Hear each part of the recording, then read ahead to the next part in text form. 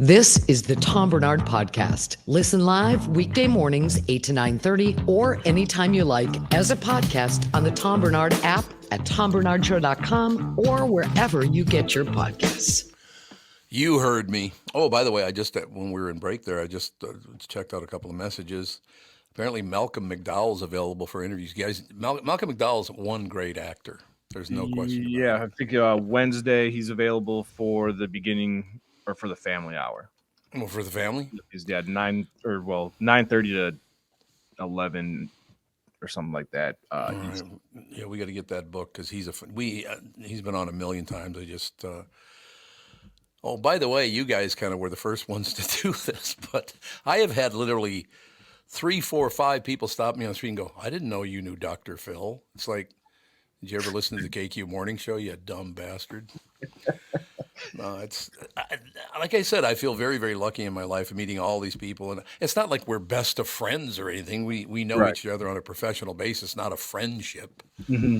Well, I mean, I'm friendly to him and he's friendly to me, but it's not like, "Hey, Tom, you want to come over for dinner tonight?" It's not like that, you know? Yeah, but even like Dr. Phil, like of all the random celebrities, it's like, yeah, are some that are surprising. Like Dave Coulier, I got to meet him working at the House of Comedy. Guy. And it was like, yeah, the Cut It Out guy. Okay, yeah. all right. Like he's a huge hockey fan and like plays in this men's league every year. And nice. You just get to know random little things about celebrities. It's fun. No, he came in and spent the entire 3.5 hours with us about 3, 4 years. Now, God, it must be 6, 7 years ago now because it was before COVID. Yeah. But he could not be a nicer guy. Yeah, and his kind of stardom was a little weird because obviously being Full House and then Fuller House came out. Yeah. And so he'd go on stage and he's kind of more of a dirty comedian. And all these little kids would show up to his shows with Full House shirts on. Like, we want to meet Dave Coulier. Like, they're not even old enough to get into the club, but they just stand outside. He signs autographs, takes pictures, and then, off they go. So it's fun. Very nice guy. No, he's a great guy. No question about it. I just, there are a few of them that, my example, I can never remember his name because he's such a big prick. I always forget his name. Oh, Jeremy Piven. Jeremy Piven. You see, Devin knows exactly who I'm talking about. And I know it's not an intentional blockage, but I need a blockage. He was such a prick to everybody that I can never remember his name. Isn't that sad in a way? Yeah, and you get like the high maintenance ones as well. Like I remember working with Rob Schneider, and he was just the most nice guy, meant well, but it was one of the most high maintenance. I'm running to Whole Foods because he needs a very specific brand of apple, otherwise the show can't go on. Not this cheese, Tevin. Oh yeah, I know. Thought he was going to cuss me out, and then he offered me a job on his Netflix show, and I was like, no, I don't think so. None for you. No. That's funny because I used to hear from him all the time and he'd come in and do all the rest of it. But since he put out that special, I haven't heard a word from him. So I'm assuming he's busier than a sumbitch. But, he's always been a nice enough guy, coming to the studio and hanging out and doing all that stuff. I got to tell you guys up front, because we just did it last night, we're on episode 3 of Letterkenny. We talked about that a little bit. Oh, I love Letterkenny, yeah. I had to turn on the readout on what the hell they were saying because the subtitles. The subtitles, yes. I had to turn. I had no idea what the hell they were even. Hold. Like, what the hell are you saying? But the great thing about that is when in episode 2, when those 2 young women start blasting the 2 young men on the comedy stage. Oh my God, I could see how some people would hate that show. Oh yeah, I love it. Mm-hmm. It's great. The back and forth is terrific. Yeah, it absolutely is. And who's the guy that wants to beat everybody up? What's his name? He's a younger guy. He doesn't, whenever he talks, he kind of just talks like this. He doesn't really open his mouth. The main character, is he the main character guy, Wayne? Yeah, I think maybe it is Wayne. That's right. But he's always wanting to beat the piss out of somebody, his girlfriend or sister or who. Like I said, we're only a few episodes in, so I don't know all the characters yet. For sure. But the big, heavy farmer guy who adds an S to every word. Squirrely Dan.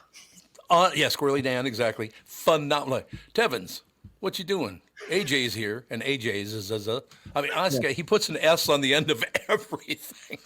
I loves me some yams. But there's so much great television right now. It's unbelievable. It really is nice to have so many choices. But yeah, I could see how some people wouldn't care for Letterkenny. But Catherine and I think it's terrific. We're only a few in, but we're only a few episodes in, but it's just so different that I find it refreshing and entertaining because of that, Yeah, absolutely. It's a little bit of a different. It's very heavy. Like action wise, there's not a lot that happens, but it's just the writing. I think carries that very heavily. It's very strong writing. When I do the first live commercial in 2 minutes, can I go Mize Pillows like Squirrely Dan? I think so. I think Mike would be fine with you doing that. Mike's Lindell's. Just put an S on the. He does. He puts an S on the end of every word. How would you get to that point in your head going, I need to put an S at the end of everything? Yeah, I don't know. What would you? Is that? It's not a speech impediment, but it's like it's almost like a tick. Yeah, like what? I don't know what would cause that. I don't know either. It's probably mental illness. Makes for a tough childhood. Something might be knocked a little loose. Yeah, some got knocked a little loose, a little mental illness there. You know what I'm saying? It all works out in the end. And there's a lot of really good TV. But Letterkenny, it's not, like I said, it's not for everyone, but it was recommended. Catherine and I watched a few. We really like it because it is so unusual. And it is funny. But I just cannot understand a damn word they're saying because someone just talk like this and they don't open their mouth at all. They don't open your mouth for Christ's sake when you talk. Do you know anybody like that, by the way, that doesn't open their mouth when they talk? Yeah. I do. Who was that actor that you were telling us about that was gonna? He was gonna be on the show last week, and then they just never called in. I can't remember his name. No, it was. I know who you're talking about. You said he always sits back in his chair and talk like this. Oh, who was that? I don't remember that. I can't remember now. Martin Cove. Oh, and he turned out to be a really good guest. Yeah, he was on the Family Hour, and I was like, "Is this the same guy that Tom was talking about earlier?" Is disengaging? He's never been that open to me. I mean, I literally have interviewed Martin Cove a few years ago, because he's on Cobra Kai. So I interviewed and he brought a woman with him, and when I would ask him a question, he would talk to her, and then she would talk to me. It's like, what? What the hell is that now? Why are we doing this? Yeah. Hey, Martin, how's it going today? Hey, can you tell Tom that I'm doing good? Thank you for asking me. Yeah, give him this one. Give him the okay sign. And I don't know. But I thought when he appeared last week, he was just terrific, very forthcoming. I think he, like everybody else, wishes that our college system and our political system and our money system would shut the hell up and let us live our lives and stop pitting each other against one another. That'd be really great. Be happy, man. Go home, hang out with your family, whatever. Have a good time. Go and have a little dinner. I'm trying to just avoid anybody way left or way right. Who needs it, right? Oh yeah, absolutely. Usually, like anytime somebody starts to talk about politics, it's like getting like one of those spray bottles for training dogs. You're like, yes. I'm like, no, don't do it. No. Right in the face. Right in the face. And put just a little touch of Hylex in there. A little bleach. I don't know what Hylex is. You never heard of Hylex? No, is It's that's gotta be like a cleaning? Yeah, okay. I was gonna say like a cleaning solution. Okay, it is. Yeah, it's bleach. A little bleach in your eyes. What do you think of that? Take that home with you. I was expecting you to be like put a little vinegar in there. Yeah, that's fine. That's fine. Vinegar's fine. Hylex and vinegar mixed together. That might explode though. Actually, if you put Hylex and vinegar, yeah, that wouldn't be good. I don't think. Yep. Would not recommend mixing. Water it down a little bit. A little bit. We got to take a break. Be right back in a couple of minutes. Judd is with us right after this. Mize Pillows, Mike's Lindell's. I can't do the whole thing as Letterkenny. I just can't do it. I can't do it, man. Mike Lindell and My Pillow employees want to thank my listeners for all of your continued support. To thank you, they're having an overstock clearance and new product sale right now for the best prices ever when you use promo code TOM. And you get free shipping on your entire order. Get 50% off the My Pillow 2.0. Also get 50% off the brand new flannel sheets. We just got them. They're phenomenal. They just arrived. They won't last long. 6-pack towel sets only $29.98, and take advantage of the free shipping on larger items such as mattresses and mattress toppers. 100% made in the USA, on sale for as low as $99.99. Everything's on sale from the brand new kitchen towels that have the same technology as the bath towels that actually absorb, dog beds, blankets, couch pillows, and so much more. To get the best specials ever, go to mypillow.com or call 800-516-5146 and use promo code TOM, and you get free shipping on your entire order. So call 800-516-5146 or go to mypillow.com and use promo code TOM. Is that text you're sending so important that you missed your turn? Is that text you're sending so important that you ran the red light? Is that text you're sending so important you didn't see the ball coming onto the road or the child that followed? Hi, I'm Mike Bryant from Bradshaw and Bryant. When you take your eyes off the road for even 4 seconds, your vehicle travels 100 yards. That's the entire length of a football field. If you absolutely have to text, you need to pull off the road somewhere safe and do it from there. Texting and driving is against the law and can cause serious injury or even death to you and others. Now that is important. We hope you're never injured in a collision, but if you are, please contact us. Find Bradshaw and Bryant, personal injury attorneys at minnesotapersonalinjury.com. Going farther with Mike Bryant on your side, seeking justice for the injured. Bradshaw and Bryant. Have you enjoyed Minnesota's non-winter this year? We're just talking about that, as a matter of fact. You want to enjoy the warmth whenever you want. 2 Minnesotans can help you live that dream. Matt Carlson from Realty One Group Destination Key West grew up in Litchfield, Minnesota. I love Litchfield. I told you that before. Starting out helping his friends find homes locally and in Florida, and now he can help you. If you've considered living in the warmth of Florida, now's the time to reach out to your new friend in realty, Matt Carlson. It's a buyer's market now, and your Minnesotan friend Matt can help you with a new home here or in the Florida Keys. And if you need some guidance with financing, Kristen Eklund from Coast to Coast Mortgage can help.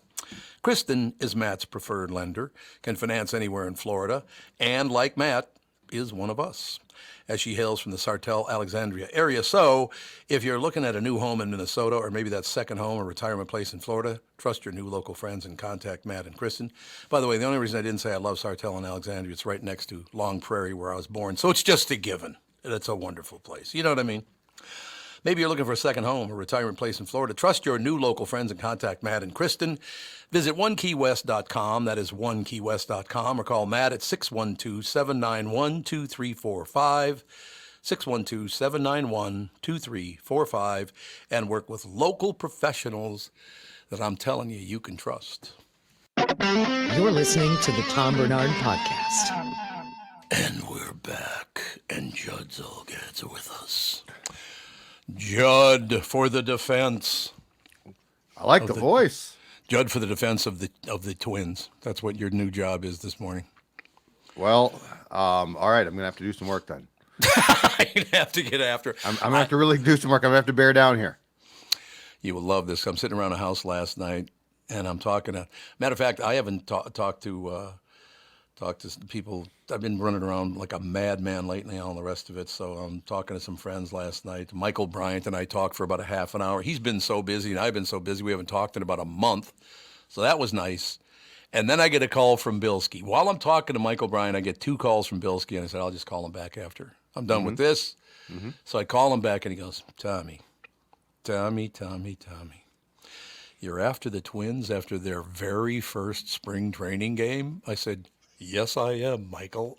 Yes, I am. Yeah, Judd, you missed it yesterday, but Tom swore off the Twins season as a full-on disaster after a game against the college kids and a loss to the Red Sox this past week. Yeah, we're already looking forward to 2025. Yes. Well, no, hold on a second. They beat the Pirates on Saturday. They did, yeah, but they lost to Boston. Split squad. Oh, I'm sorry. You lost to split squad. You suck.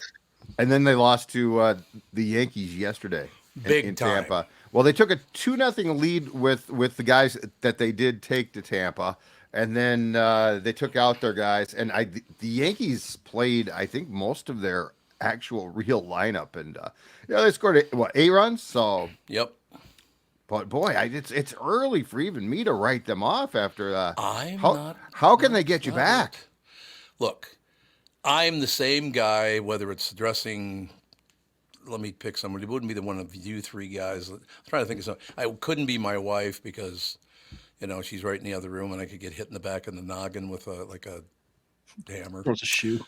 A shoe, maybe something like that. Uh-huh. If I love something as much as I love the Minnesota Twins, I will go after them every chance I get, because when you lose and you suck, I feel terrible, and it's your fault. It's just like when I see my best friend and I go, yeah, nice shirt. It's the same thing. You know what I mean? I got you. Well, I love the Twins too much. That's my problem. Yeah, you're holding them to a standard. That's correct. That's exactly right. It's spring training. You got a month of a standard that you know what you'll forget about opening day. You'll forget all about it on opening I day. hope so. Look, I mean, that stadium is my favorite baseball stadium in America. Now, I haven't been to them all, but I've been to a lot of them. I love that stadium. I love the team, the whole shooting match. They need to get a lot better very quickly because they're not very good right now. Well, if you saw during the game, it leaked out that they have acquired an outfielder from the Los Angeles Dodgers, Manuel Margot. Really? Yes, who is going to be the insurance in their mind, I think, for if Buxton gets hurt, which is good. They've needed this really badly. I mean, they really didn't have someone who could replace Buxton if Buxton gets hurt. Right. And the good thing is he is a right-handed bat, which is also they are really heavily left-handed and can play all three outfield positions. So he can replace either Kepler in right field or Wallner in left field, or he can just, if Buxton gets hurt, which I'm banking on probably happening at some point in time here, sure, can play out there. So the only problem was a couple of years ago, he suffered a pretty serious knee injury, and he has not been as good in the outfield really since then. But that's the one concern that I came across. But beyond that, at least this gives them a insurance policy that they had to address. Okay, so if he grew up on Plymouth Avenue in North Minneapolis, he would have one of two nicknames. Either he would be Chateau or he'd be Kidder. Because Chateau Margaux is a phenomenal red wine. And Margot Kidder, you remember her. Oh, God, yeah. So either you're going to be Chateau or you're going to be Margot. Or you already Margot, you'd be Kidder. Kidder. Hey, Kidder, what's happening? What? I sort of like Chateau. Chateau's pretty classy. I mean, that's a very classy. Chateau Margaux, baby. Yeah. See, now, here's what I like about that. That's a real nickname. There's nothing that drives me more crazy than, and I mean, this has been the case for a long time now. When did we start to consider variations of your name a nickname? Oh, I hate that. A perfect example of that. That's why I used the name Catman. It was Jim Chanel's idea. But he wanted me to use the slug line, the cell line. And he was the program director at 1500 KSTP. Okay. He says, I want you to use the name Catman because you got that gravelly voice and, you could be like a lion or whatever. We'll call you Catman. And I even got a great slug line you can use at the top of every hour. And he really did want me to use this. I never did, but he wanted me to say at the top of every hour, 1500 KSTP, you're listening to the Catman looking for some pussy. Right? No. Oh, you're oh no, he did. He wanted me to say God. Every hour. It's like, no, I don't think so. I think I'll veer off the road on that one. It was the 70s. It was the 70s. It was the 70s, so it was a little bit different than it would be now. Now the entire staff would be just dismissed immediately. But yes, exactly right. Oh my God, you couldn't do it now. But that is boy, that's interesting. That's a great story. Said, well, I just meant a guy who's kind of a candy ass. That's what I mean by pussy. It's like, yeah, sure you did. Yeah, no problem. God. But in any case, that's the businessman. So Chateau Margaux or Margot Kidder. Which one you going Chateau? I like Chateau. Yeah. What about you guys? Yeah, I'm voting Chateau. Yeah, unanimous there. Yeah, and I agree with you guys. Like the variation of your name as a nickname. Nicknames have definitely fallen off. Yeah. In recent years, like back in the day, you used to have great nicknames, especially in sports. Everybody. Like, I mean, found a list where like Jared Lorenzen, the former quarterback he was a journeyman quarterback, but he was a big guy and he was left-handed, so they just called him the Hefty Lefty. Like, you don't get him like that anymore. No. I like that though. I like Hefty Lefty. No, that's really good. But I mean, way back when you think about the old like baseball nicknames, they were fantastic. They were. There's no question about it. And by the way, another reason that I veered off into getting nicknames and all that kind of stuff, like Catman and all that deal, my nickname all through grade school, junior high, and my 1 year of high school, my nickname was Barney. Get it? Barnard. We shorten that to Barney. Oh, okay. Yeah, a lot of guys named Barney in North Minneapolis. Okay. Yeah. Not happening too much. So, Yeah, I didn't care much for Barney, but yeah, that's and it's not a nickname. It's just a variation of your last. It's just a play off your last name. It's not. Catman is a great Catman nickname. Once in a while, I will have a listener send me an email that contains lines from that 1500 KSTP show. Oh my God, I can't believe I got away with some of that stuff. Because, I mean, it was all like, 15 KSTP. It was like I growled everything out. I sounded like I was mentally ill, which I am, but But that's not the point there. That's not the point. So what did you play? What was the format? It was top 40, pretty much.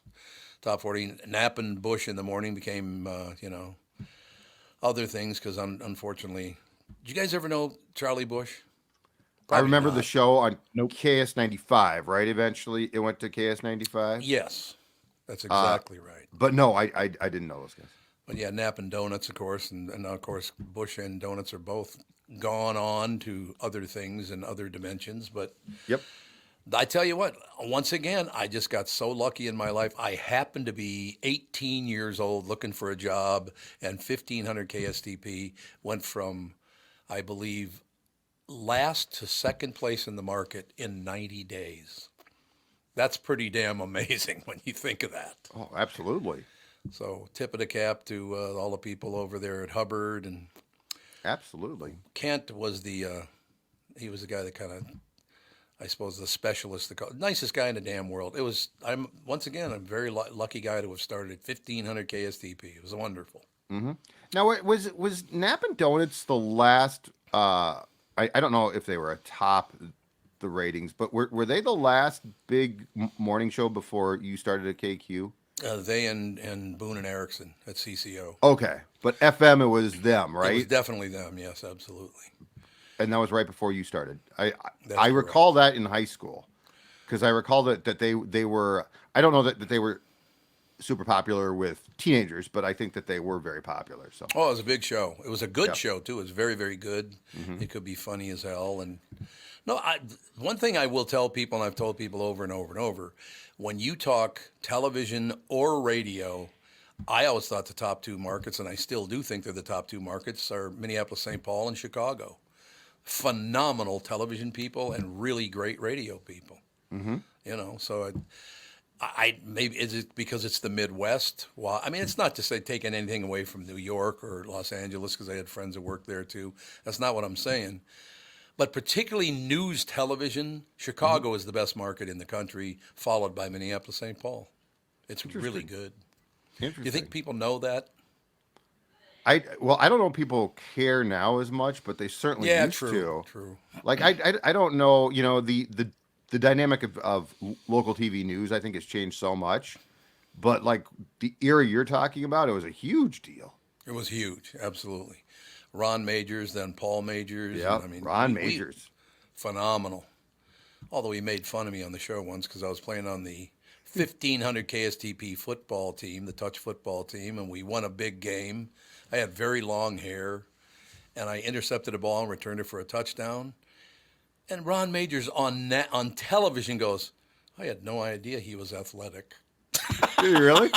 Yes. It's like, thanks, Ron, you pill. Those two were major smartasses, though. Oh, God, yes. It was fun. It was a lot of fun because you get Passolt involved because he was the sports guy over on Channel 11 with Paul Majors. And it's just, some great people. No question about it. Well, Ian Leonard's still over at number 9. Mm-hmm. He's one of 2 people over there that talks to me, so that's good. Wait, hold on. You just spent time praising local TV news. Why wouldn't they all talk to you? They should love you. Because I don't lean far enough either to the left or to the right. There are people, unless you agree with everything I say, I hate you. What? No, I've had a different life than you have. It's not possible unless I'm lying. Well, and plus, if that was the case with me, then you would, then I don't think I would talk to or be talked to by a soul. Yeah, you kind of hang out in the middle.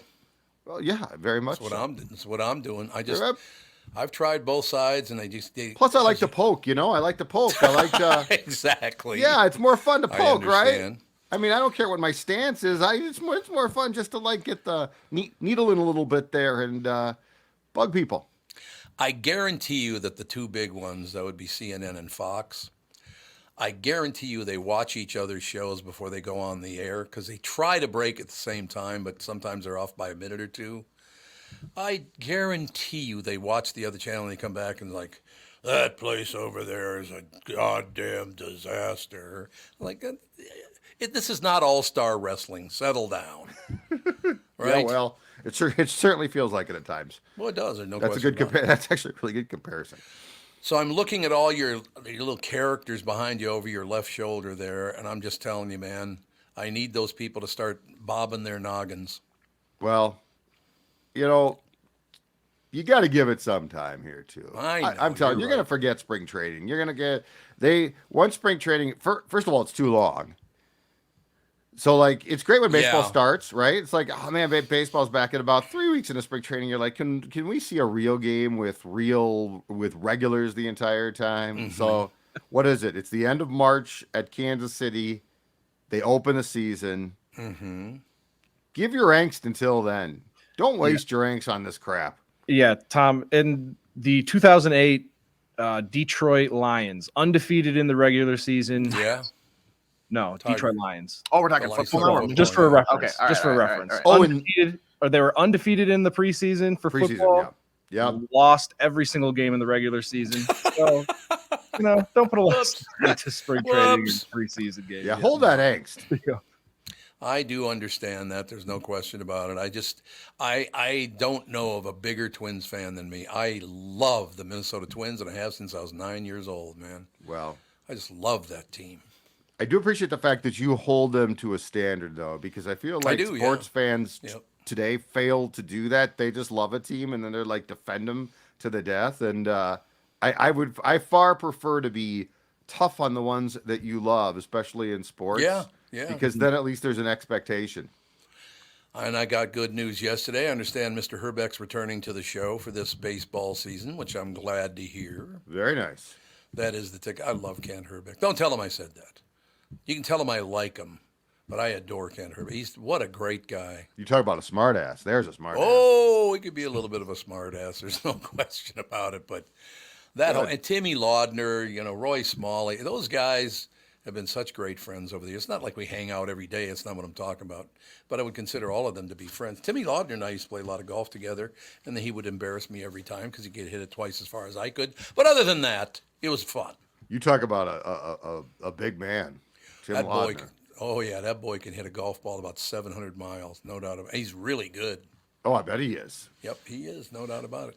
That's the problem with guys who are natural athletes.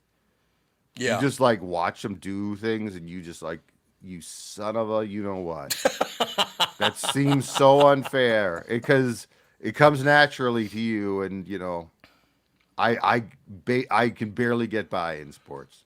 One of my favorite things, we can close on this, is out at Bear Path about maybe 25 years ago. I don't know. When did Bear Path open? It was about 25 years ago, wasn't it? Probably longer than that now. Well, maybe 30 now, yeah. Yeah, I was going to say 30. So, yeah.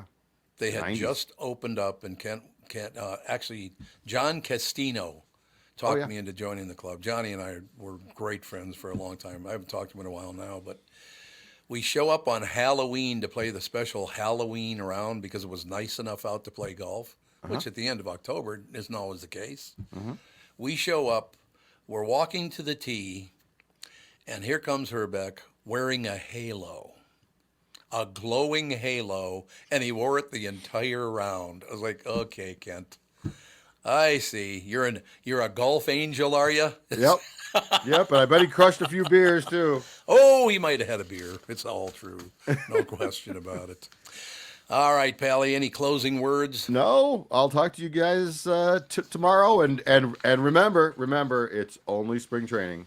Don't waste your angst. Give me a call. If they get down by like more than 5, you got to call and leave them, Tom. Settle down. Yep. I know I'll be having a fit. Yep. I will do that. I will be your personal Twins therapist. That's because you're a true friend. That's why. Well, I try. All right, Pally. We'll talk to you tomorrow. I'll talk to you guys. Bye. We shall take a break. Be right back. Little Chris Egert coming up next. When you go to a restaurant, you expect the chef to be an expert.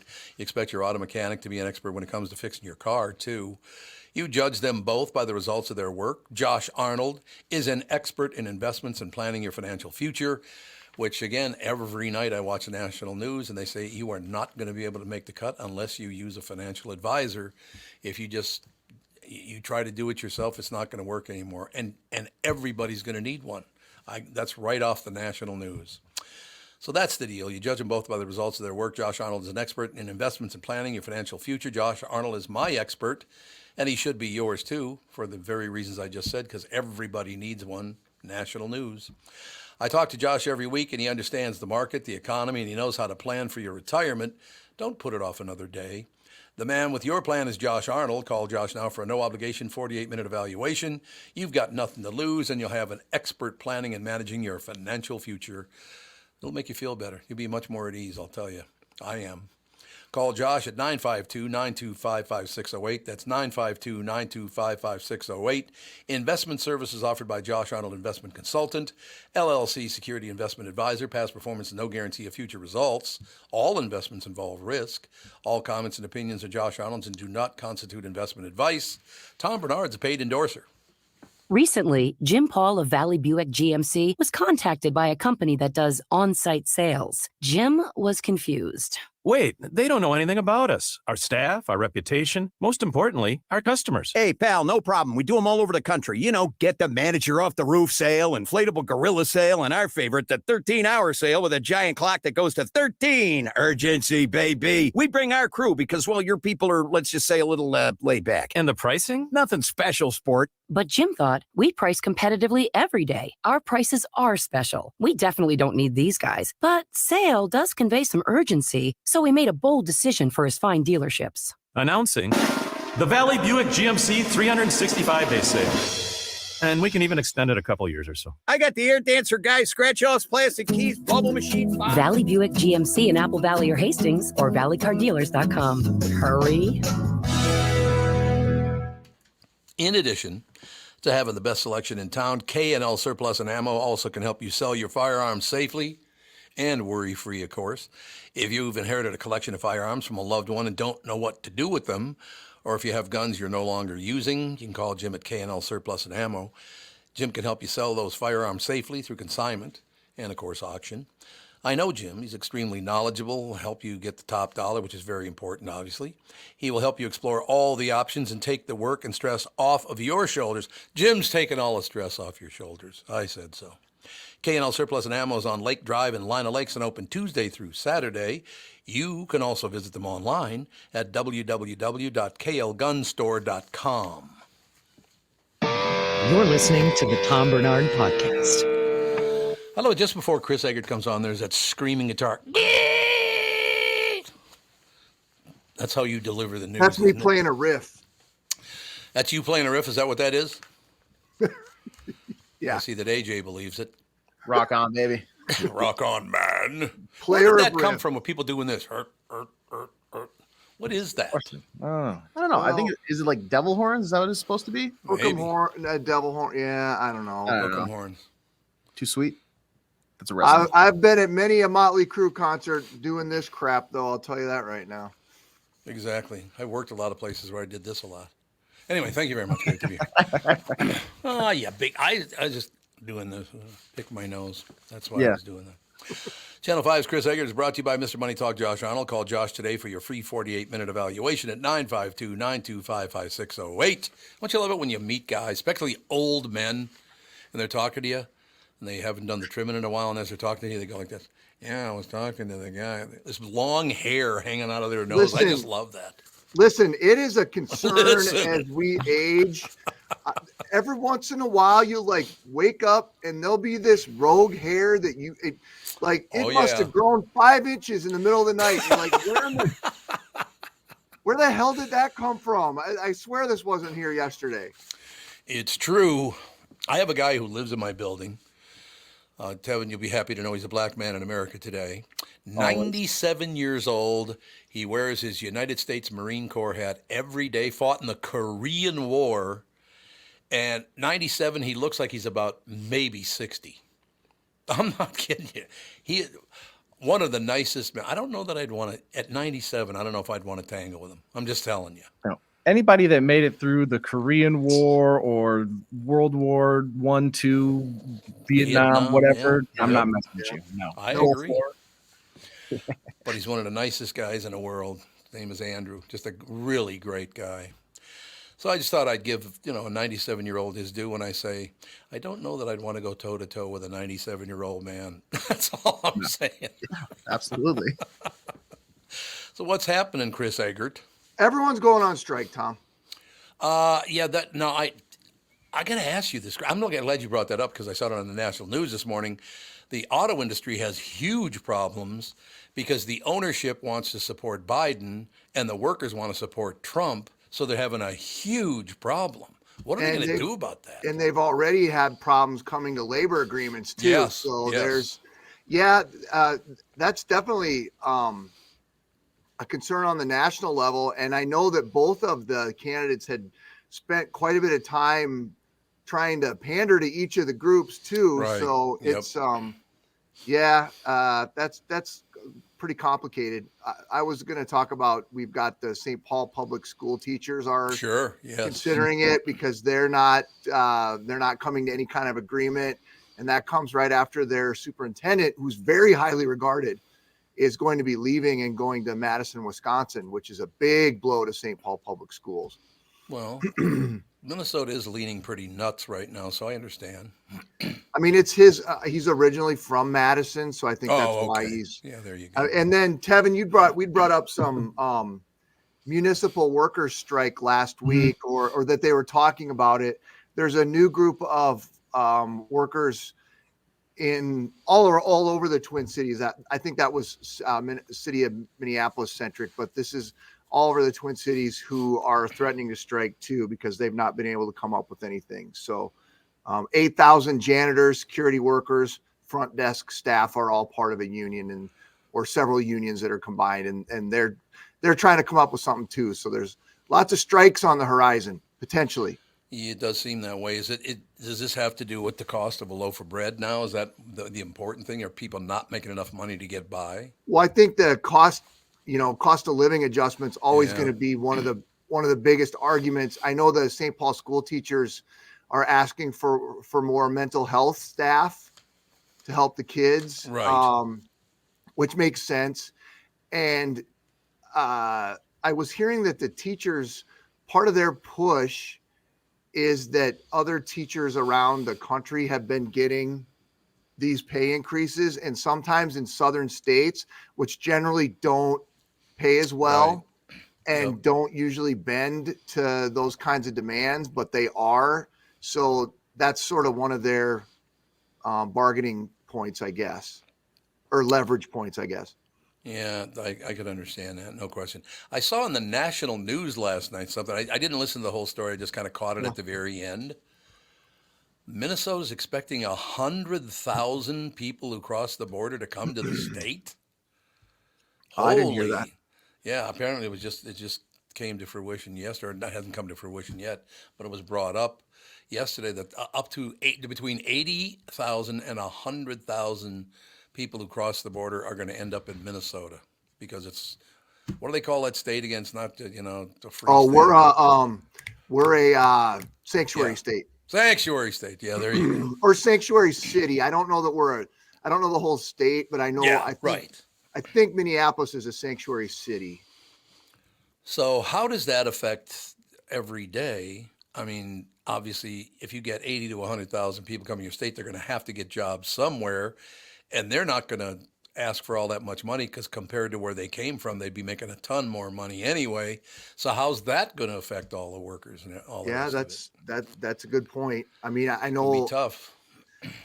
That the immigration and the border issue is such, and nobody wants to touch it, right? Like everybody wants to touch it, but nobody wants to touch it. Right. And it's been I don't know. I can't, in my lifetime of 50 years, I don't remember there ever being a clear harmony going on at the border. It's been it's been a problem for every president, as far as I know. And Tom, you go back a few more years.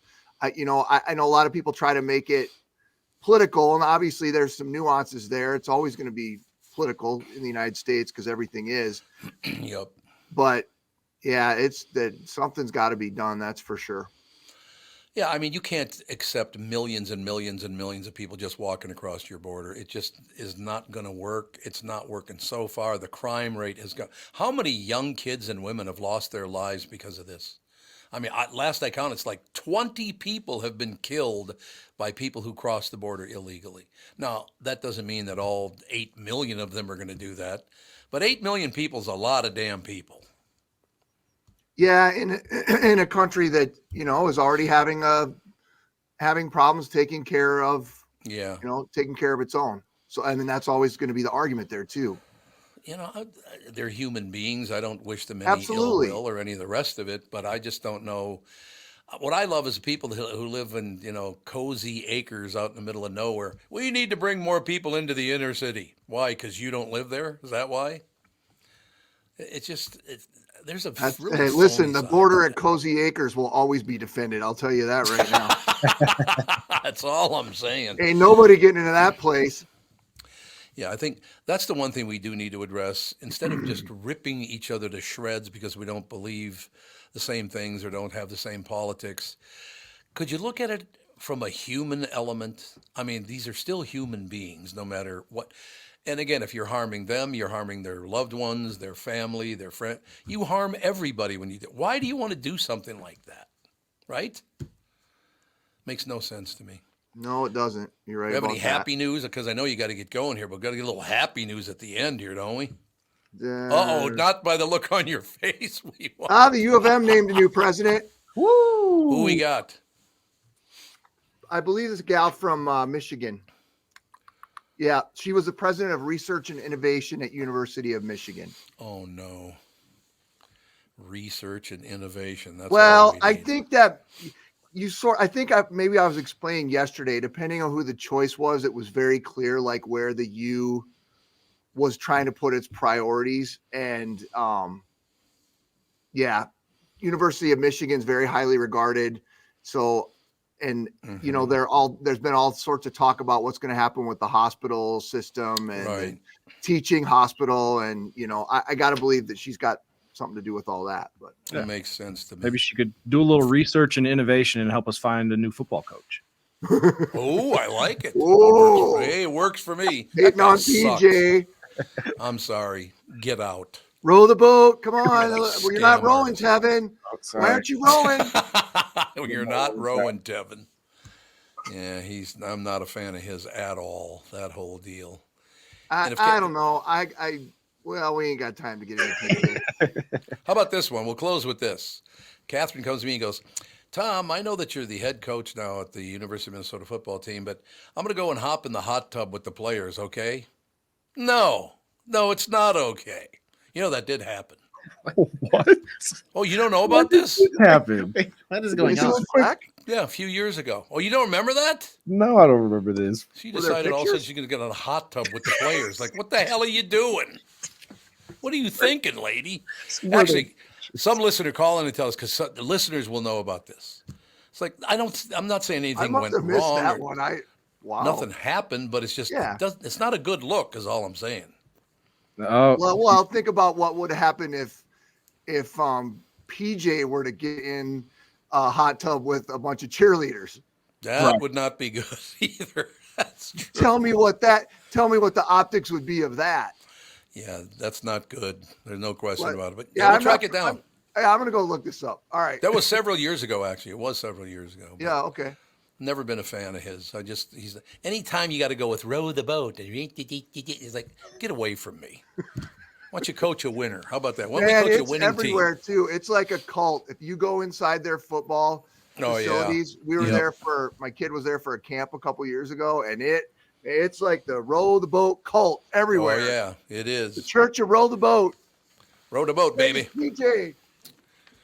All right, ladies and gentlemen, if you want to see good news, tune in at about 9 o'clock. It's 8:45 right now, 9 o'clock, because Chris Egert's going to do the news from a hot tub on the Channel 5. Nobody wants that. No, nobody wants to see the one-legged 50-year-old in a bunch of hot water. Nobody wants to see Ooh, that. hot water. There you go. I like that. That's a good take on it all, man. All right, Chrissy, we'll talk to you tomorrow. Bye. See ya. Bye. Chris Egert, ladies and gentlemen. Channel 5's Chris Egert is brought to you by Mr. Money Talk Josh Arnold. Call Josh today for your free 48-minute evaluation, 952-925-5608. Did you guys find anything about the hot tub? Nope, can't find anything related to his wife Heather in a hot tub. It's been erased from the interwebs. Scrub. It really? And I'm not saying anything went wrong or she did anything wrong. It's just not a good look. Yeah, it definitely is weird. Like if it did happen, I would say that. Yeah, I don't want my wife. It doesn't matter if it's the players you're coaching or just a random group of dudes. Like, hey, maybe that's true. Yeah, I understand. Do we have a phone number for people to call in, or do you like to have them text in? We actually have a phone guest we're going to have after the break. We were able to make it kind of work around. I know we've got a comedian at the top of the hour, but Mr. Money Talk is going to probably try to join us here after the break. Yeah. It's a magnificent idea. They can call in at 952-600-2576. 625-76? And 5. Okay. No, 75. 75? Okay. 75. 75? Yes. Oh, 2575. Nice info there, Tevin. Give them the wrong number. Some guys at home now. What? Why are you calling me? Trying to sleep. Ruined it. We'll have to update the call sheet in the studio. Yeah. There's a lot of that going on now. It's like, okay, why don't we pay attention? And that'll be good. We shall be right back. We have a very special guest. What's his name? Like Josh something? I can't remember. Smosh Parnold. Smosh Parnold. That's exactly right. We'll be right back. Have you enjoyed Minnesota's non-winter this year? Want to enjoy the warmth whenever you want? Two Minnesotans can help you live that dream. Matt Carlson from Realty One Group Destination Key West grew up in Litchfield, Minnesota, started out helping his friends find homes locally and in Florida, and now he can help you. If you've considered living in the warmth of Florida, now is the time to reach out to your new friend in Realty, Matt Carlson. It's a buyer's market now, and your Minnesotan friend Matt can help you with a new home here or in the Florida Keys. And if you need some guidance with financing, Kristen Eklund from Coast to Coast Mortgage can help. Kristen is Matt's preferred lender, can finance anywhere in Florida, and like Matt is one of us, as she hails from the Sartell, Alexandria area. So if you're looking at a new home in Minnesota, or maybe that second home or retirement place in Florida, trust your new local friends. Contact Matt and Kristen. Visit onekeywest.com. That's onekeywest.com, or call Matt at 612-791-2345, 612-791-2345, and work with local professionals you can trust. This is Bob Sansevier, and I want to tell you about Dave Bialki from Bialki Law. Dave represented my wife, Mary, when she had a significant workplace injury. She was very happy with the job Dave did. If you have a work-related injury and have Dave represent you, I'm betting you'll be happy too. Dave is a down-to-earth guy. He grew up in northern Minnesota, rides a Harley, and worked various jobs doing concrete, electrical, plumbing, roofing, and carpentry work. Dave works for people with work-related injuries. If you work construction, or anywhere for that matter, and you're hurt or even just hurting, you should talk to Dave. Let's face it, our bodies wear out. If your body is worn out from work, if your knees or back or shoulders hurt from things you do at work, do what Mary did. Call Dave and talk to him about it at Bialki Law to set up a free initial consultation. The number to call is 763-571-2410. That's 763-571-2410. Or visit bialkilaw.com. That's BIALKE law.com. Hello, I'm Brad Huckle, President and Chief Lending Officer at North American Banking Company. And I'm Michael Bilski, CEO at North American Banking Company. As a locally owned and operated community bank, we work with many multi-generational businesses. Take Personal Care Dentistry of Roseville, for example. Dr. Walter Hunt, also known as Painless to me, has been a longtime customer of the bank since we opened the bank in 1998. When his son Kyle was ready to join the practice, they wanted to expand quickly. With their additional space and equipment, they now are able to see more patients each day while providing the same level of care and service. Okay, guys, I'll take it from here. If you run a family business or any kind of business for that matter, you should be banking with Brad and Mike over at North American Banking Company. Every time I deal with them or their team, I know I'm working with experienced professional bankers. So why not bank with my banker? North American Banking Company, a better banking experience, member FDIC, equal housing lender. This is the Tom Barnard Podcast. Listen live weekday mornings 8 to 9:30 or anytime you like as a podcast on the Tom Barnard app at tombarnardshow.com or wherever you get your podcasts. We are back, ladies and gentlemen. I wanted to be a radio guy there, so I was thinking about it. So I hit the button a little, because I just, Josh Arnold's on the phone, is he not? He is. How many times in your life, Josh, and this will mean nothing to Tevin and AJ, but how many times in your life have you been referred to as Eddie Arnold? Oh, my gosh. A lot. I knew it. I knew that's true. A lot. My goodness. I'm telling you. I thank you for that. That's famous star. It's all true. There's no question about it. CNW star. He was. CNW. Yep, you're right. 100% How do you correct. like that? Them apples.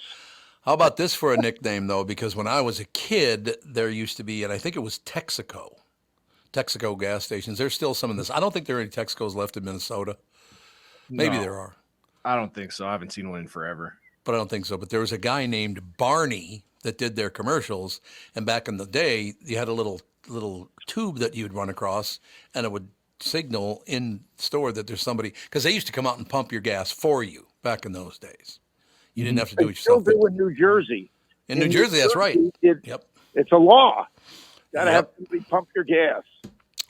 So every time somebody would drive over that little pipe, and Barney, of course, my nickname when I was a little boy too, but I got the new nickname because every time that little chime would go off, he would go outside and fill up their car in the commercial. So my name became Barney Doing Doing.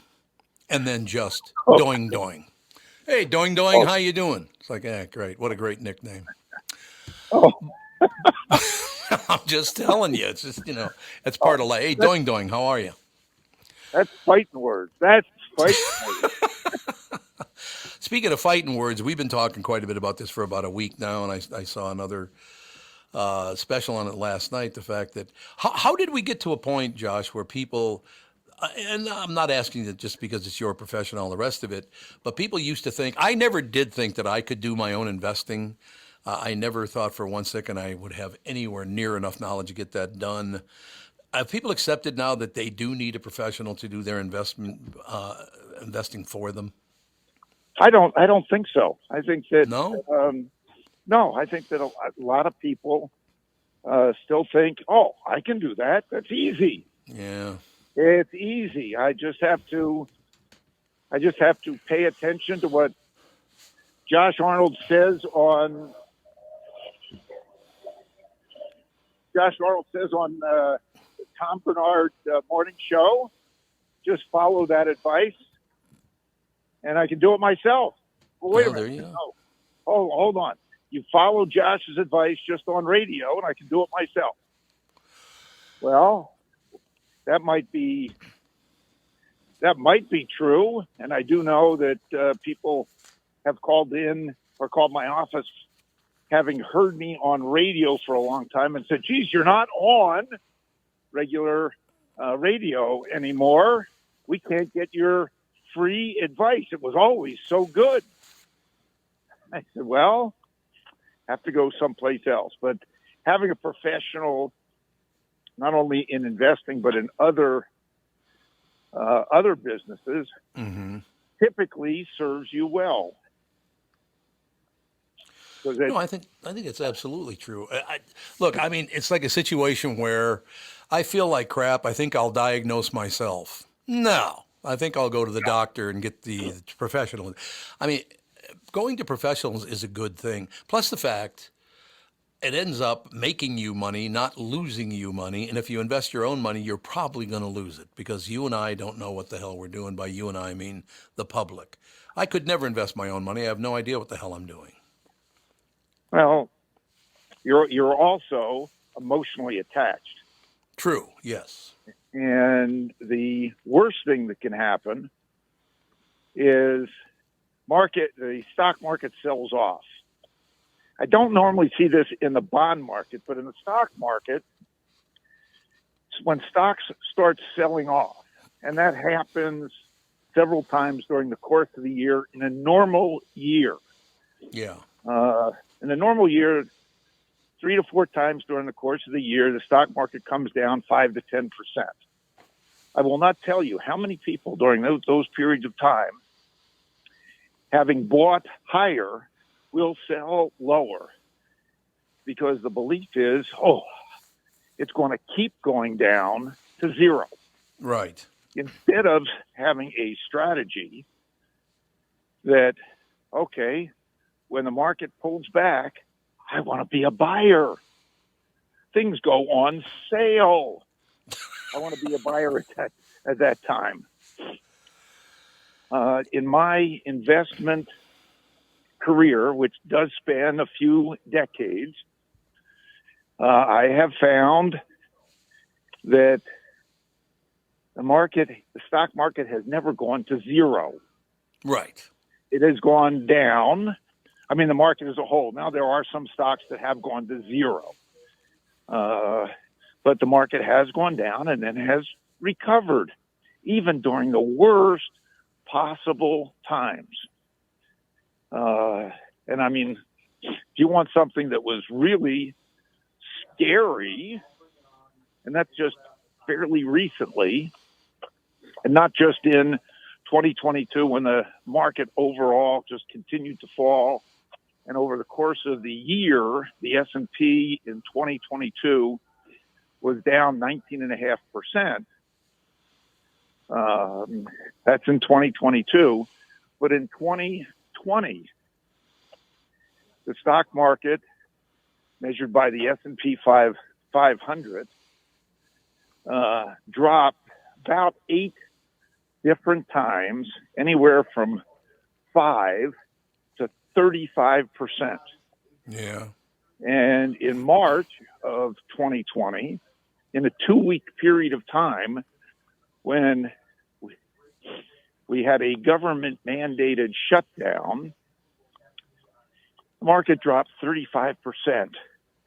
And there was a lot of fear, not only on Wall Street, because the talking heads played up that fear, but on Main Street as well. Oh my goodness, the world is ending. Sell, sell, sell.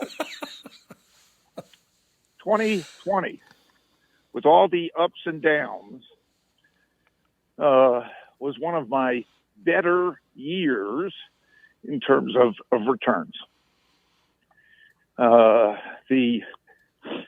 I like to talk about this, but it is real money. We'll just call it priority client portfolio, which is real money.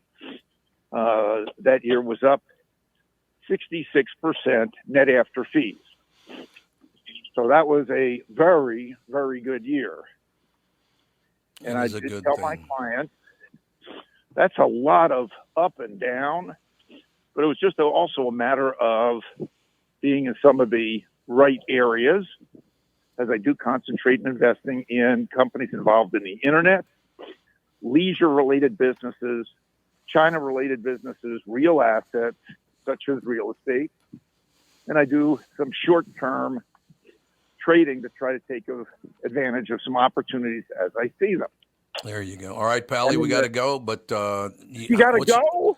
Yeah, man, we got another guest coming up, Pally. It's a 5-minute segment, you big baby. Oh, that is true. But at any time that things are up, things do go down, so I have to give that. But if somebody wants to get in touch with me to get a little bit more personalized for their particular situation, they can always give me a call at 952-925-5608. We'll get it done. Thank you, sir. We will talk to you on Friday on The Family Show. We will look forward to it. Thanks. No question. We'll be right back, ladies and gentlemen. Paul Elia will join us right after this.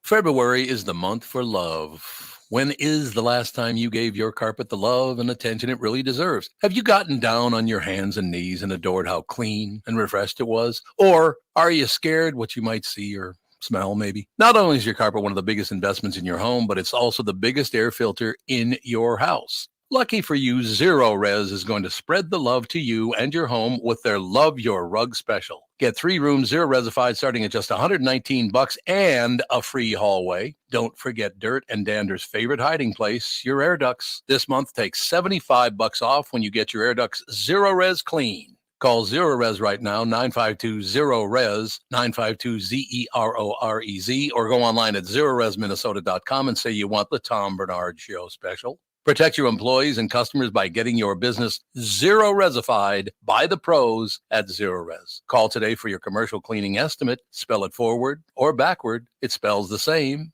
Zero Res. Is that text you're sending so important that you missed your turn? Is that text you're sending so important that you ran the red light? Is that text you're sending so important you didn't see the ball coming onto the road or the child that followed? Hi, I'm Mike Bryant from Bradshaw and Bryant. When you take your eyes off the road for even 4 seconds, your vehicle travels 100 yards. That's the entire length of a football field. If you absolutely have to text, you need to pull off the road somewhere safe and do it from there. Texting and driving is against the law and can cause serious injury or even death to you and others. Now that is important. We hope you're never injured in a collision, but if you are, please contact us. Find Bradshaw and Bryant, personal injury attorneys at minnesotapersonalinjury.com.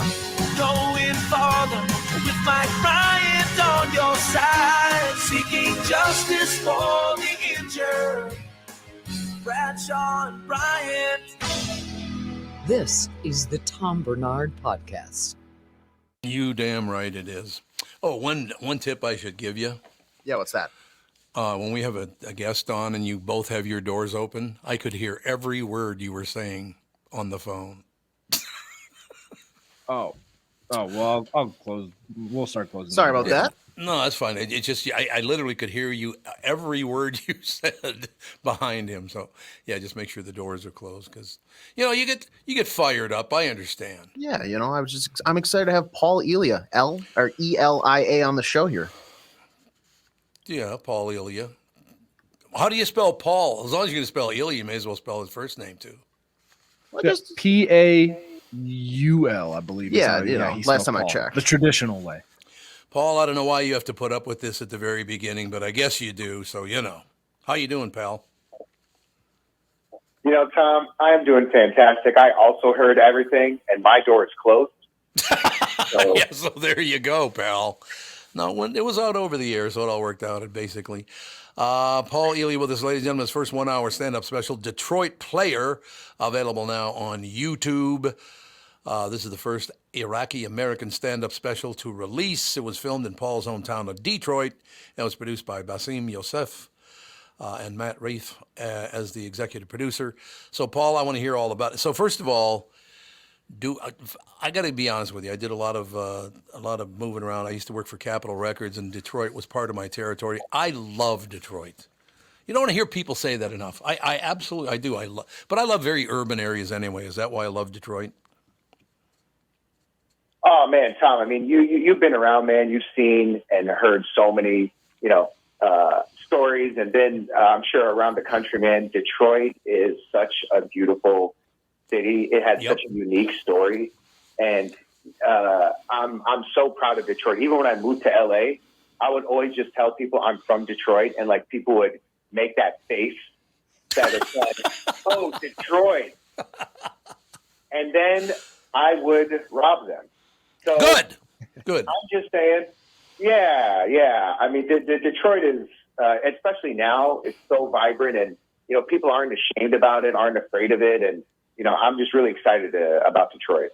Yeah, I love Detroit. As a matter of fact, I do believe I still hold the record as the last white man to ever go in the top hat. It was wonderful. You ever been in a top hat? I've been to the top hat, but I'm telling you, that is a great accolade. Like, forget the Radio Hall of Fame. You asked me to walk out of top hat. For a white man to walk in and out of top hat and stay alive was quite an achievement. I will tell you that, Paul. I'm proud of you, Tom. Well, thank you, Paul. I really appreciate it. It's so great to get back talking to comedians. Comedians are some of my favorite people in the world. Your takes, your angle on different things from person to person to person to person, it changes a great deal. I just love that. You get so many different perspectives. And I there was a time, I suppose, during COVID when comedy suffered, and it was too bad because nobody wanted to go out and nobody wanted to do this. I do not think that America could exist without comedy. I'm very serious about that. No, I fully agree. And honestly, this is what inspired me and Matt Wright to start our own show during COVID. Like during this time, there was no comedy and at all. Everybody was just in their house going crazy, and everybody's tour date stopped. Everything was halted.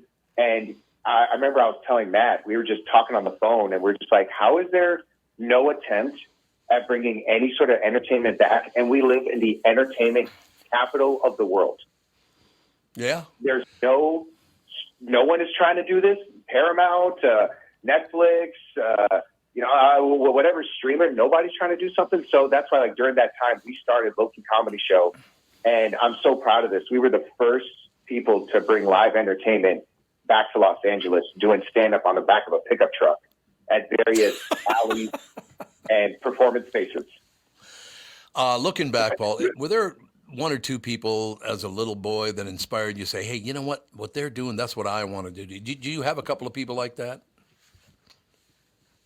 Yeah, there definitely is. The first person is Richard Pryor. God, yes. My mom didn't want me to watch Richard Pryor. And so she would, she didn't want me to watch the comedy. But as a young kid, I was watching how honest he was. Yep. And I was like, wow, he's saying a bunch of stuff that I would never feel comfortable saying. And the level of truth telling was so crazy. I'm like, he's talking about setting himself on fire. Yep. He was so high, he set himself on fire. I'm like, that's something I would never have the guts to tell anybody. And like, he just really invited people into his private life. Okay, I want to try to do that. So I would like go to people in school and be like, hey, I pooped my pants. See, I would laugh. I'd laugh at that. I was like, that's my version of setting myself on fire. So I would just tell people all these like really vulnerable stories, and definitely Richard Pryor. I was such a huge fan of Jim Gaffigan for so long. Like, his structure to say to like how he would speak. I'm like, it's almost like he's speaking a new dialect. So like I would see the way he would form jokes. So those are just two of many. But I'm definitely inspired by a lot of the greats. Paul, the reason I ask you that is I guess a couple of weeks ago I was talking to a young guy. He's probably 21, 22 years old, and he was talking about comedy, loves comedy, this, that, and the other thing. And I said to him, well, what's your take on Rodney Dangerfield? And he goes, who's that? He had no idea who Rodney Dangerfield was. He's 22 years old. These kids got no respect. Let me tell you, when I was a kid, I don't know who I am. My favorite Rodney Dangerfield story is still Jeff. You know Jeff Cesario, don't you? Of course. Yeah, Jeff and I are really good friends from back in the old days. Jeff tells a story about the first time he ever met. He was walking toward the Comedy Store with Jerry Seinfeld, and he said, hey, Rodney's appearing there tonight. You want to meet Rodney? He goes, God, I'd love to meet, because Jeff had just moved to L.A. from Minneapolis, St. Paul, like a week earlier. So they're walking by the Comedy Store, and as they're coming up on it, Rodney comes out, and he's about to get in his limousine. And Jerry Seinfeld says, Rodney, I'd like you to meet somebody. This is a very good friend of mine, very funny young man, great writer. Rodney, I'd like you to meet Jeff Cesario. And there's a pause, and Rodney goes, Cesario, huh? Italian, huh? Stick to the tumbling. Man, your Rodney is killer. I, for some reason, can do a lot of I don't know why I can do that. I have no idea why I can do that. But maybe it's because I paid attention. Maybe that's what it is. Oh, no, honestly, I'm the same way. Like, I do impressions of, like, a few celebrities, but mostly I do impressions of, like, people in my neighborhood that no one has ever met. Like, and then people be like, who is that? I'm like, oh, if you met James, you'd be like, oh, that is so James. Paul, why do you have SNL audition tape? Yeah, sure. Paul, you have a great attitude about this whole thing, and I think you would inspire a lot of young comedians. Some of these guys get a little edge to them or whatever, but your approach to it, a very human take on things, you enjoy yourself, therefore we enjoy you. That's very smart, man. Yeah, I mean, I always tell people, like, write what you know and don't try to be anybody else but you.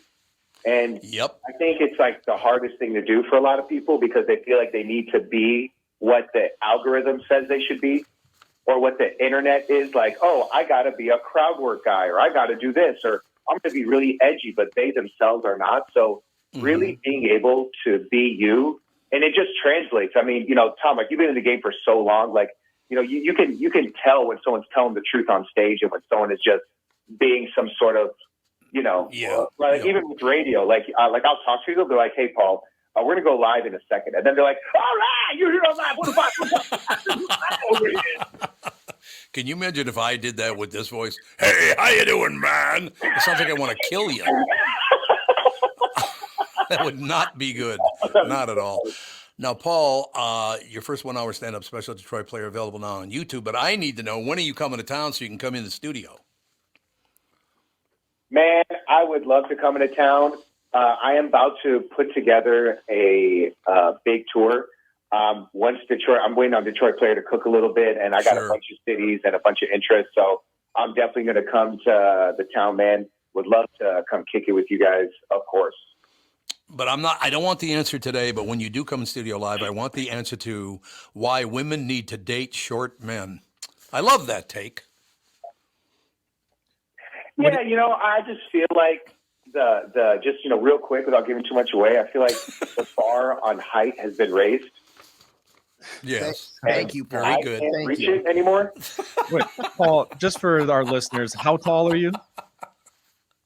I'm 5'8.5". There it is. That's good. And that half makes a difference. And I've had, and I make sure, I'm like, well, please put some respect on my half. I worked really hard to achieve that. And it's like, women will be like, oh, 5'8.5", no thanks. And I'm just like, no thanks. I'm like, oh, why? I thought I was an average heighted guy. Like, Google says I'm average height. Yes. But it's like, they're like, oh no, now 6 foot is considered average height. Let me put it this way, Paul. We can close with this. My best friend ever is a guy named Andy Fisher. He's no longer with us, unfortunately, but Andy was about 5'7". You would not want to go toe-to-toe with Andy Fisher because he could beat the piss out of 6'7" guys. He was 5'7", but he lived at about 8'7". I will tell you that. So be careful with the little guys because you might take home a little damage, I guess is the best way to put it. Paul, you got to come in when you come to town. I would love to sit across from you and talk about Detroit Player. I'm sure it's going to do very, very well. Love your attitude, your delivery, the whole deal. So come back very soon, sir. Thank you, Tom, and honored. Oh, apparently You got a quick hook there from Art, it seems. Yeah, but it's because we're about 4 minutes over.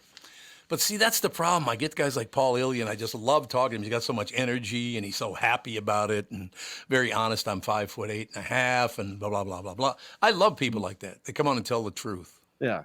Surprise, surprise. The short guy says girls need to date more short guys. Hey, whoa.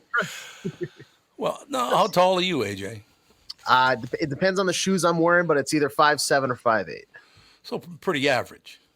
Apparently not. Oh, it's not? That's what Paul was saying. And also, Paul wanted us to specify that his last name is Elia because sometimes I guess it gets misinterpreted. People look for a different Paul and something else comes up. So his special is Detroit Player, and that's on YouTube. But when I looked that up, it's like everything I've been told my entire life is 5'8" is about like the average for a guy. But the thing is I feel like I run into people every day that are like 6 foot or taller, like Tevin. I see Tevin every day, and I'm the average is 5'9", but there was a trend where girls were always like in their Tinder profiles or dating apps would be like, if you're not 6 foot, don't talk to me. And so then that I think kind of made everybody think, well, everybody must be 6 feet or taller. But I feel like most people are not that tall. I think you're absolutely right. And I will tell you, I know we got to go to break, but I would say this. Yeah. At the tallest, I was 6'1.5". I now am barely 6 feet tall. So as you go on in life, you are going to get shorter anyway. So I'm going to look like Gelfand here in a few years. Don't talk to me. I said I want to. I love that man. See, that's a great thing about my life. Nobody could be further left than Gelfand, and nobody could be further right than Mike Lindell, and I love them both. Maybe show a little, a little patience. Calm down. I don't agree with everything that Gelfand says. I don't agree with everything Mike Lindell says, but I think they're both great human beings. Nothing wrong with that, is there? No. Treat people like people. Settle down, for Christ's sake. Relax. Right? Right. All right, we'll take a break. Be right back. Speaking of experts at the business, God, I wish that Kristen Burt would come on and go, "Hey, Tom, how you doing this morning? How's everything going?" Do her disc jockey voice. Wouldn't that be great? Yeah. Although it might be a little weird if she's talking about the Rust trial and a disc jockey. Ooh, he shot her right in the head. I don't know if you know that or not. All right, we'll be right back. Kristen Burt joins us right after this. Hello, I'm Brad Huckle, President and Chief Lending Officer at North American Banking Company. And I'm Michael Bilski, CEO at North American Banking Company. As a locally owned and operated community bank, we work with many multi-generational businesses. Take Personal Care Dentistry of Roseville, for example. Dr. Walter Hunt, also known as Painless to me, has been a longtime customer of the bank since we opened the bank in 1998.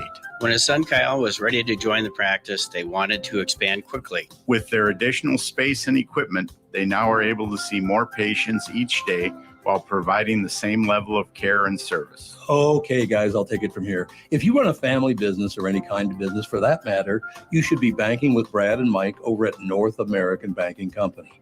Every time I deal with them or their team, I know I'm working with experienced professional bankers. So why not bank with my banker?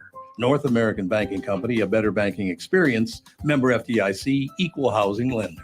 Recently, Jim Paul of Valley Buick GMC was contacted by a company that does on-site sales. Jim was confused. Wait, they don't know anything about us, our staff, our reputation, most importantly, our customers. Hey, pal, no problem. We do them all over the country. You know, get the manager off the roof sale, inflatable gorilla sale, and our favorite, the 13-hour sale with a giant clock that goes to 13. Urgency, baby. We bring our crew because, well, your people are, let's just say, a little laid back. And the pricing? Nothing special, sport. But Jim thought, we price competitively every day. Our prices are special. We definitely don't need these guys. But sale does convey some urgency, so we made a bold decision for his fine dealerships. Announcing the Valley Buick GMC 365-day sale. And we can even extend it a couple years or so. I got the air dancer guy, scratch-offs, plastic keys, bubble machine 5. Valley Buick GMC in Apple Valley or Hastings or valleycardealers.com. Hurry.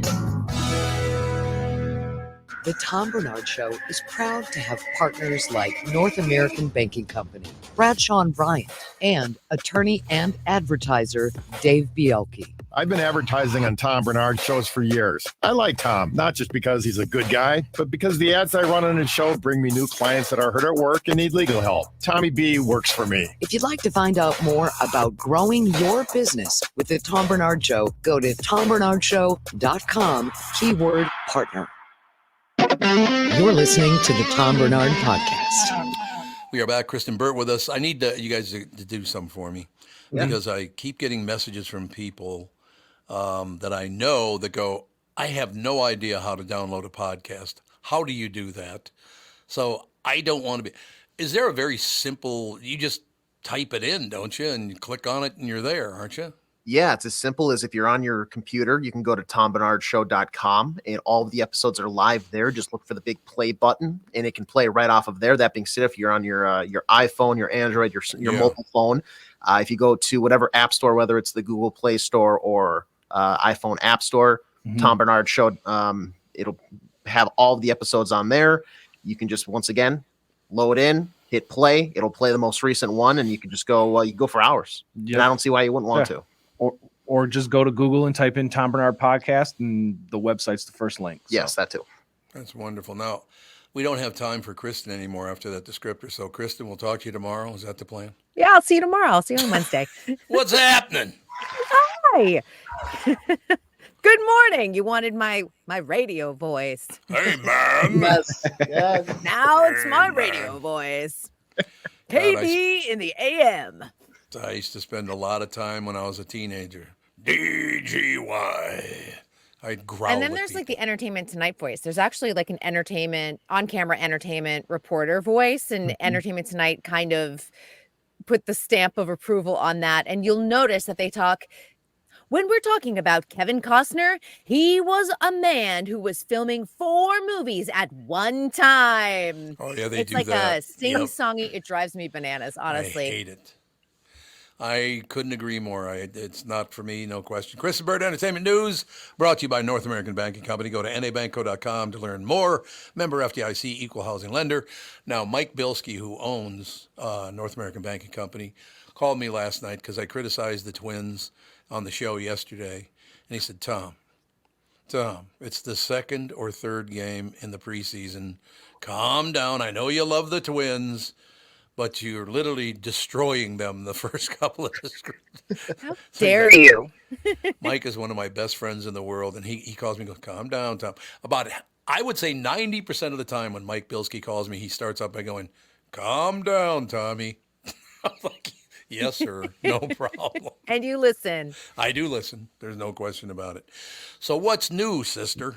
Well, yesterday we kind of teased it. We talk a little bit about the Rust trial. I just want to give everyone updates since the first part of the trial is going on with the armor, and that is Hannah Gutierrez Reed. She was the one who was in charge of course, the ammunition and all of the firearms on the set of Rust.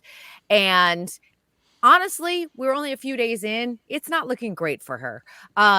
She's charged with involuntary manslaughter as well as tampering with evidence. And that tampering of evidence is handing off a bag of cocaine to another crew member once the investigation started. So there are allegations from the prosecution that she was drinking and doing cocaine the night before the shooting. You start off like really on the wrong foot with all of this. Yesterday, one of the dolly grips on set testified, and it's pretty devastating testimony. You can see the PTSD that is there. I mean, when you witness a shooting, this is going to stick with you the rest of your life. And he just said he just couldn't believe how flippant the armorer's attitude was. She would carry around ammunition like in a fanny pack. Where normally an armorer, and he's like, look, I've worked 30 years in this business. They're strict. There are rules. There are regulations. You can't go near anything. And she was just very casual the entire time. And, the prosecution has also shown photos of some of the ammunition, and it shows you like the blanks. You can see a couple of the live bullets actually mixed in with the blanks. So if you have a sloppy set, mistakes happen. And some of that blame is also going to Alec Baldwin and the other producers for cutting corners and, having such a low budget that they weren't able to really run that strict set you normally would. But when it comes to firearms and when it comes to this type of situation on a set, you have to make sure that all your T's are crossed and all your I's are dotted. Yeah. And you mentioned a dolly grip. What is that, or what does he do? Who is that on the set? So the dolly grip is the camera grip. So there is a dolly where the camera kind of moves back and forth. They are in charge of working with the cinematographer and moving that camera along while the cinematographer is focusing in on the shot. Oh, okay. I knew you would ask too. You know that? I was like, I can't be the only one that has no idea what she's talking about. Dolly grip is so random. It sounds like a fake job, but it's actually a very crucial job if you want a shot that is in focus. So... and they did announce that Alec Baldwin's trial would start July 9th. So it will happen this year. He tried to get it pushed ahead. He wanted it to happen this spring. It's not going to happen until this summer. And it's important to note also that the dolly grip does have a civil suit out against the production, including Alec Baldwin and the producers. And they're saying, well, hey, are you crying and giving this testimony because it'll help your own civil case? And he said, you know what? No, I'm traumatized by this situation. This has affected not only everyone on set and changed lives forever, but it's also affected the entire entertainment industry, which is true. It has changed regulations, which for the better, of course, but at the same time, the situation shouldn't have happened to begin with. It's very, very sad, that whole thing. And none of it should have happened. Why did it, Kristen? I just don't understand how it was handled so loosely that could even happen. We always know, and an organization starts from the top down. It starts with leadership. So at the end of the day, even if a producer wasn't on set that day and they didn't pull the trigger, I'm excluding Alec Baldwin in this moment, you're still responsible for making sure that your actors and your crew are safe on set at all times.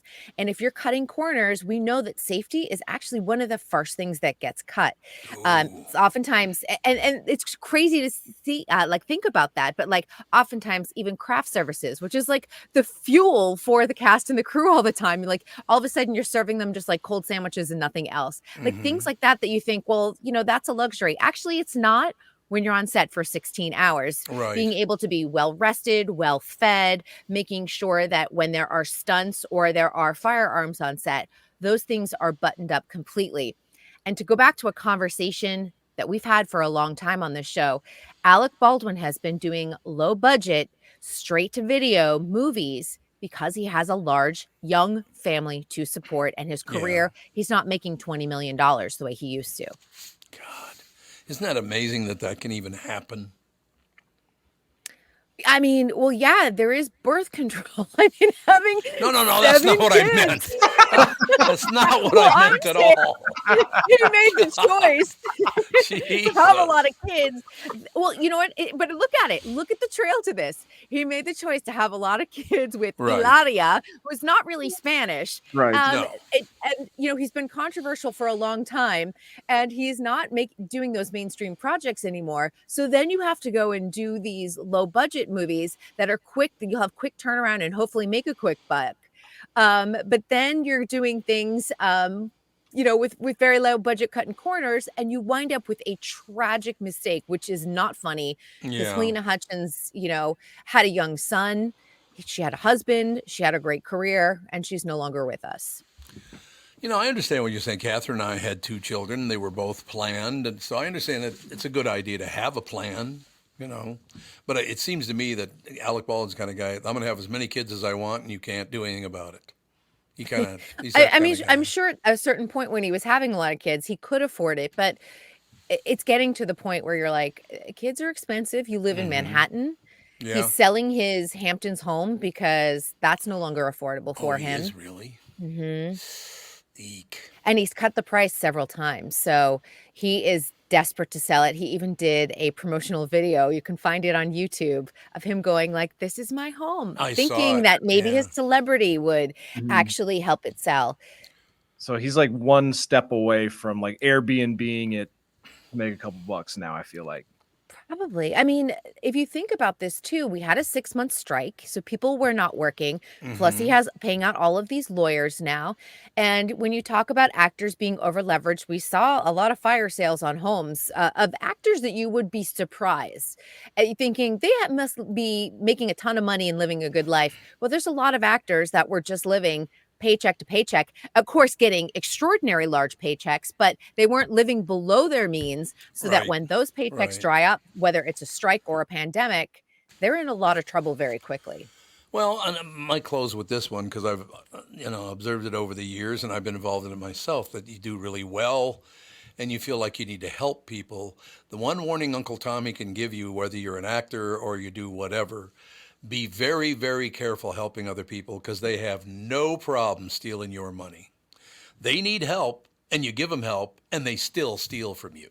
It's disgusting.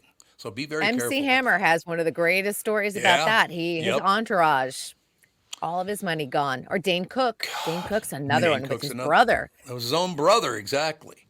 And didn't his brother bury the money and they still don't know where it is? I don't know where it is. And he's in, I don't know if he's out of jail, but he did go to jail for the embezzlement.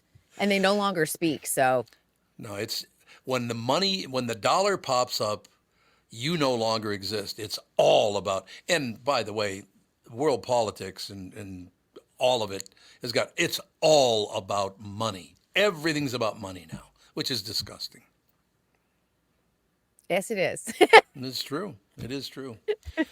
We gave you the great silence, the great pause, Tom. Yeah, what a shock. Stab me. Here, let me turn around so you can stab me right in the back. Okay.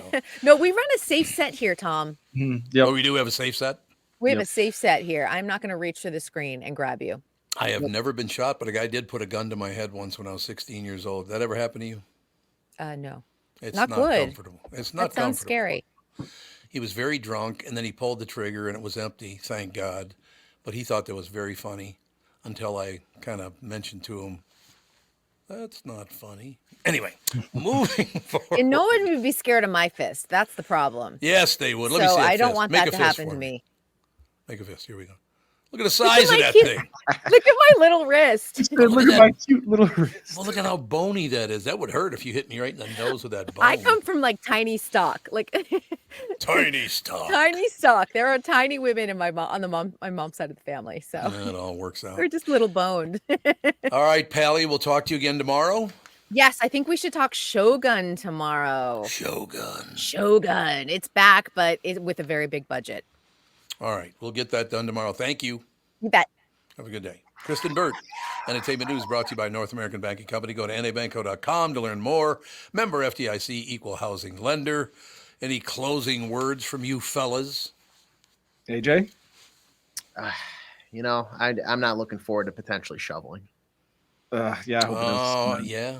I've also spent a lot of time. I've been watching this show called Super Heist, where it talks about all these people that have robbed, like real life stories about robbing banks. So this all day yesterday, I thought how I could pull off the perfect heist. So if you're ever looking to, rob Wells Fargo, I've got some ideas. Okay, good. So you just going to back up the show from your prison cell? Is that how you're going to do it? I think so. Studio line. I do like the Sure. receive to collect call from inmate number. No Looking just some question quarters about for the yeah. for the baseball. God, we could close with this. You remember John Hines, of course, Hines and Berglund in the morning over at WLOL. Yes. John told me one time he got a call from Stillwater Prison, and I've been there many times just visiting friends that are in prison in Stillwater. Mm-hmm. But John went up there, and they said, we want to do a fundraiser, so would you guys mind doing a morning show from a cell at Stillwater Prison? And John and Bob Berglund both said, yeah, I think it'd be kind of interesting. We could raise some money and help people out. Well, apparently the people who were in prison, not by their own choice, wandered by and said, hey, you guys going to do a morning show from that cell? I think I'll firebomb you. So they didn't do the morning show from the cell. No, we'll do it from outside the prison. Yeah, we'll do it from the yard. Firebomb. Can you imagine being firebombed in a prison cell? Oh no! Well, there was the movie The Longest Yard. There's Yes. a firebomb scene in that, Yep. and I remember as a little kid being like, "That is absolutely horrifying. I never want to go to prison." All jokes aside, that is like incredible innovation to like do that with how limited resources and just how locked down everything is. Yep. Like a special type of criminal. Special type. Yeah, exactly. No question. All right, fellas, we will talk to you tomorrow. The family show will begin in about 10, 15 minutes.